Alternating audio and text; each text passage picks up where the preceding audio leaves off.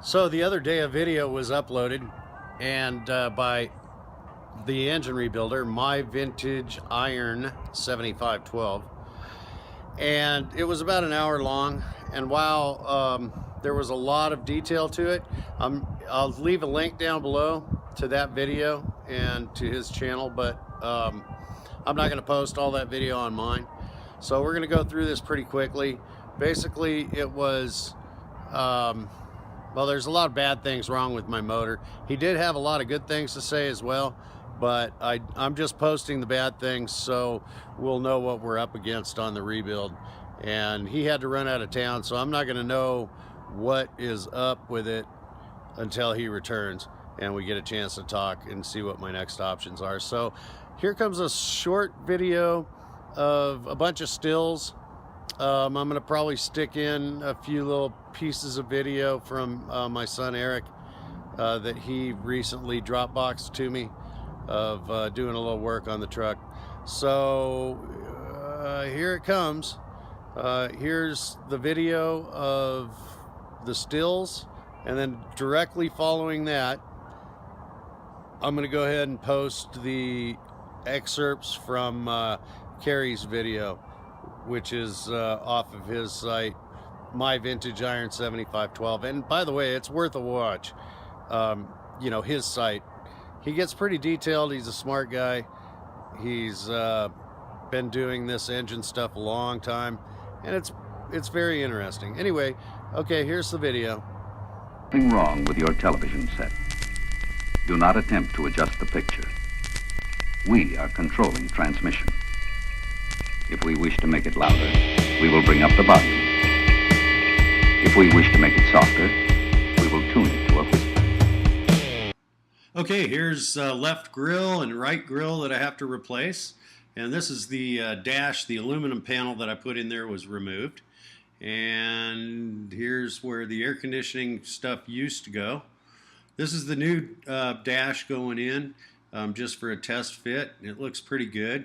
I'm going to put the radio, this radio, Kenwood single DIN radio. It's got a ton of cool options on it.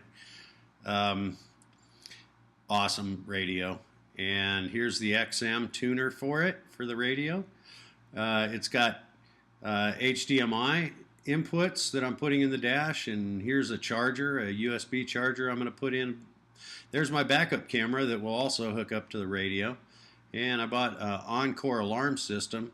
It's got a GPS tracking with it. Pretty awesome too. Here's a glove box. And this is a cigarette lighter. I thought that was kind of cool, so I got a billeted cigarette lighter, some billet cut locks, and here's my electric lock system. I'm not going to use those switches. I'll probably put them somewhere else. These are switches that are going to go in the overhead panel right in front of the driver on the right side, which will actually be the driver's side. And this is a billet cut license plate frame. These are some license plate lights that I got, and I had Eric test them out. They're pretty bright, so I'm going to use 2 of those to light the bed also. These are my backup lights. I got 6 of those and 2 of those for reverse. Hey, so I just thought I'd shoot a little video, show you what the plan is for the weekend. Get this bed taken apart, get these side rails off, do something with that, get this back panel cut out,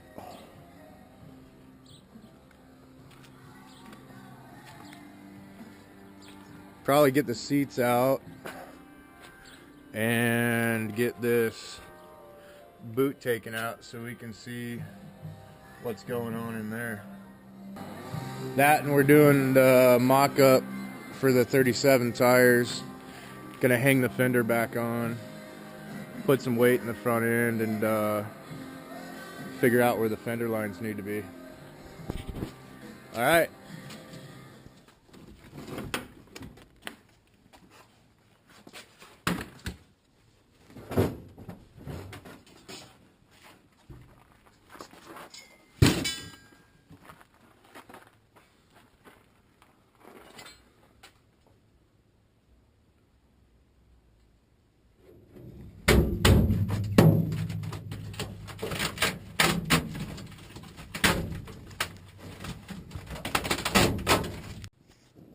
Alright, we got the cab boots off. Check this out. I don't know if you can see in there, but there's some snake skin right there. It crawled up in here between the panels and died.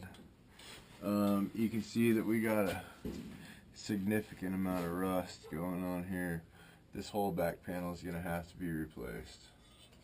The bottom's not looking too bad. So, alright. Cool. Hey, welcome back everybody to my vintage iron 7512. Today we're going to continue working on the 390 Ford. We're going to start our disassembly. Looks like we got some carbon buildup here. Looks like some of the water passages had some issues. Looks like it might have had a little water in it here, but we'll explore a little more in depth into that as we get it apart. So if you look at these heads though, you can see this has these giant medium riser heads on it. That is a very, very good thing. Got a lot of carbon buildup on this top, which is typical. This will all have to be cleaned up. One thing I noticed is one of the water ports is almost completely blocked off. So I can tell you right now, most of these are going to break when you take them off. It's not unusual for something this old. So, see that? So take a look at this thing here. We've got a burnt valve here, big time. So this cylinder had zero compression, I can tell you that. The valve's burnt, and it's also sunk. What happens is these don't have hardened seats, so the valves start sinking into the head and it just burns the valves. And the other ones don't look that bad. This one here looks like it had some moisture in it, and it looks like the valve, I'm not sure, might have stuck and got bent a little bit. That would explain our bent push rods. And we got a lot of carbon and maybe some moisture buildup, a little bit of rust in this cylinder.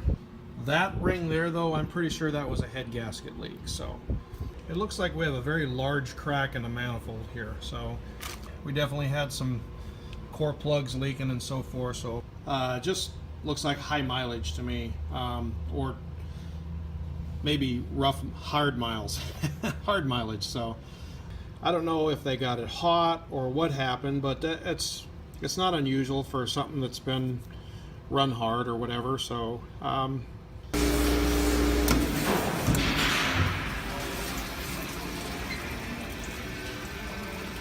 we've got multiple broken bolts to contend with. We've also got an issue with this valve. This valve is bent, and I'm not sure exactly why. There's a lot of rust around it. I'm thinking maybe they tried to crank the engine over and it had water in it, and it was just rusted up and it just bent the valve, because it's got some bent push rods too. So that may be what happened there. Definitely got a blown head gasket in a couple of different areas. We got a blown head gasket here. We got a blown head gasket here. It looks good in the middle. And it looks like it was actually leaking over here too. So definitely probably been hot. Well, once we got it cleaned up, it became very obvious. This manifold has a severe crack in it. It's practically cracked in half. The way that you tell whether or not push rods are bent is you roll them on a table. Well, we rolled these and they all turned out good, but you notice we separate these push rods here. This push rod here is not really showing signs of being bent, but it's got a pretty severe wear mark here, and I'm not totally sure where that came from. I'll have to take a look at that. But these two push rods here, if you look at them, if we roll them, it's obvious we got a problem. We got some pretty seriously bent push rods here. We did have one intake manifold bolt that looks like it was eaten about halfway through, and that was one of the end bolts near the water jacket area. So it looks like some water got to it, so we'll probably have to replace that bolt for sure.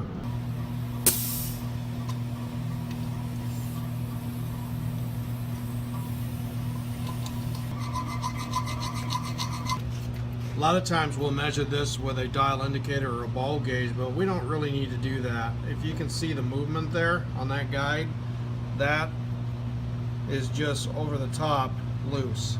It's like a gear shift. it just rusted the heck out of it, and it bent the push rod when they tried to start it. So we definitely need, that's going to have to be replaced for sure.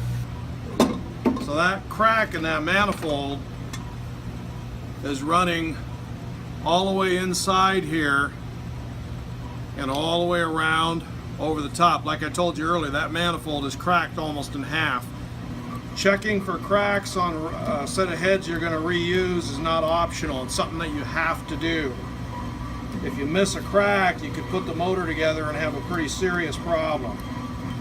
If the magnetic field is in line with the crack, it won't show up. So what we do is we go diagonally the other way and we hit it one more time just to make sure we didn't miss anything. 390 heads don't normally crack. But we want to make, you know, there's certain things in life you can guess at. Building an engine's not one of them.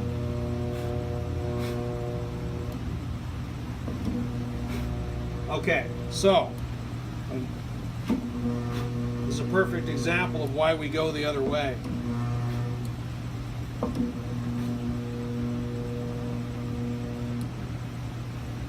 This head is cracked. So let me show you what we got here.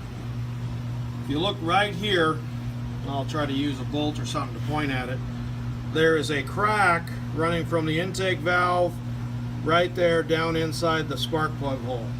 There's also one on this cylinder. That crack is running over the intake seat and down into the spark plug hole.